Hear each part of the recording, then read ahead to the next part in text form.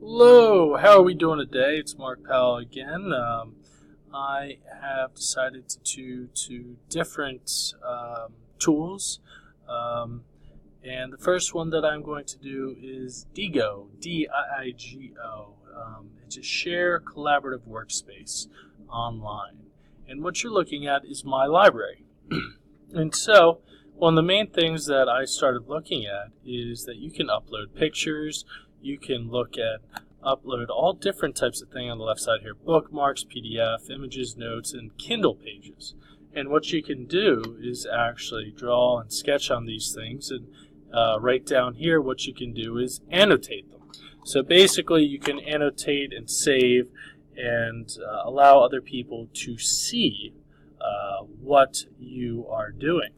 Now, the interesting thing here is that images, and I've uploaded one here. So basically what you do is you can upload an image, and right here you can just bring it from on your desktop and bring it in. And so what I did is that I actually uploaded an image of one of my students' projects. Now this project, just so that you know, is for my civil and architectural class, and this person actually had to create a style of house, and had to do different annotations about it. So basically what you see here is the final product that my student has done. So basically, if you're dealing with an online class, this could be definitely a place where students can come, show, and have students look at their work. And for me, I believe that by uploading and sharing files gives you that social presence of being online, because you're able to collaborate with each other. Not only that, but what you can do once you've uploaded this, you can actually put it, and you can actually add more bookmarks, images, PDFs, and notes. But what you can do is that you can send it to a group. So if I click on groups, I can actually create a group. So basically there's two easy steps: set up your group, invite people to join. So I can create a groups here with the URL, the description, and what category that I would want this to be. So if I was doing education, I would do the school and education group. Also, it's pretty interesting that it shows who you can view. You can't create new public groups because of the pricing plan. Well, that's true, because this is not only free, it is free, but also there is a price along with it. I'm not going to click on that, but you can check out the price if you want to. So if you want to have this searchable, list your group in a search results, and I wouldn't want to do that in a classroom structure, but I would want to invite students to my classroom structure. And how you can join, you can apply to join, that's actually what I would either do, or invitation only. And just because of the fact that I want to have some semblance of control over this workspace. And then finally, and then also down here, what you have is who can invite new members. All the group members, I would select only the group moderator, which would be the teacher, which hopefully would be me doing this class. And then finally, we have to write some stuff in just to make sure that you're not a robot. So then you go down to create your group. But those are the main things that I see about the group stuff here. And then if we go to tools, basically it takes you to another page, and basically you can have tools from a Chrome extension, and also you can download it from the Apple and Google Play Store. So you can actually put this onto your phone. So actually what I found out is that you can take a look at this stuff anywhere you go. So if you have taken a photo like I have here of an object, so basically my student's activity, final project, basically what will happen is that I can actually just right from my phone go on and send it to a group, and all that I have to do is, just upload it. And I think that is really important. Now when it comes to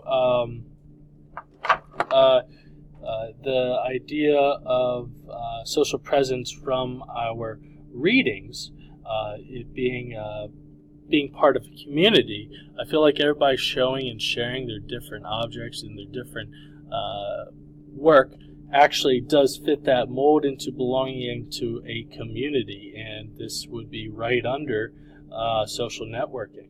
Now, not only would that be in social networking, but also what we take a look at is the shared resources, and that's what we look at table 5.3. In the strategies, activities, scavenger hunt, structured internet search, icebreaker, web search, web quest. But the way that I would take a look at this is that basically sharing resources with each other. Not only can you just share information, but you can share what you've actually done in the classroom. And then finally, when we go over to Dickers, Whiteside, and Lewis's article, we talk about in the different elements. And if we start with community cohesion, the group sees the participants see the group as a community. Well, if everybody's sharing what they've done and how they went about creating something, I think that would create a community cohesion. And basically, you can have students, write notes or write annotations saying, "Hey, this is a good job. This is what I would change. This is what I would do," and have positive, critical critique for a person's work. If it's so, even if it is a PDF, so basically you upload a PDF of a paper, you can have people look at it and annotate it. And over here you have what is annotated. And so basically, I don't have any items yet, but I can add one, so that's pretty neat as well. So overall, I think this is a pretty good resource. And let's get back to the social presence model and effective association, emotional connection between and among the participants of this course. If you have a group that actually is willing to talk to each other and willing to give suggestions, I feel like then you would definitely have that social presence element, due to the fact that everyone really wants to get along, everyone really wants to do the best, and everyone really wants to help each other. And I feel like that is a very positive thing, especially in my classes, especially with my civil and architectural class. When building these projects, you would see students right next to each other asking each other questions. Hey, what do you think I should do here? Hey, do you think this looks good? Hey, I'm not sure how I should make this this roofing. What do you think? So basically, that idea of having effective association is very, very important, I believe. And then interaction intensity, basically, this is whatever I believe this is a good option for a class. You might want to, like how we do in our class online, is we have that social interaction where it's mandated that we have to do a post plus write 2 additional posts to 2 different people. So basically what we're doing is we're writing 3 posts, and this is mandatory interaction intensity, but it's also making us talk about, think about different things, and it's very synchronous in that regard. Now this, I think you could have it synchronous, but I would take a look at this as more of a asynchronous, just because you have to post things, people have to write back, and then you have to see what other people have written. So in that sense, it may not be the best synchronous tool, but then again, it might be just the way that your class works. Like you have distant learners like our class. So it just depends on your class structure and how you want to run your class. So this has been Mark Powell talking about Diigo. Hopefully I pronounced that right. It's Diigo. And hopefully you enjoyed this, and I will be doing my next one on today's meetings. So look forward to that, and I will talk to all of you later. Have a good day. This has been Mark Powell.